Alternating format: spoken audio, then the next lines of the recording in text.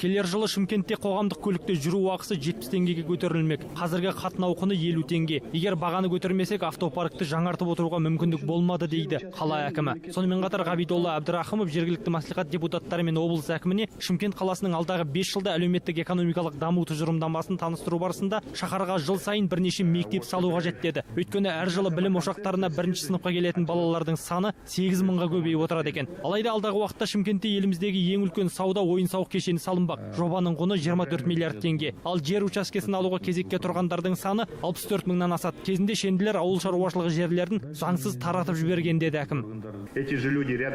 Қаланың ауыл шаруашылығы мақсатында қолданылуы тиіс жерлерін заңсыз бөліп беріп, бас ауруды тудырған адамдар осында тұрады. Бізбен бірге араласып жұмыс істейді. Олар ешқайда кеткен жоқ. Сөйте тұра бізді ұрып жазып жатқан газеттерді шалқайып оқып отыр. Олар әлі күнге мемлекеттік мекемелерде отырған болуы керек. Біз олармен айналысатын боламыз. Әр нәрсенің ізі қалады.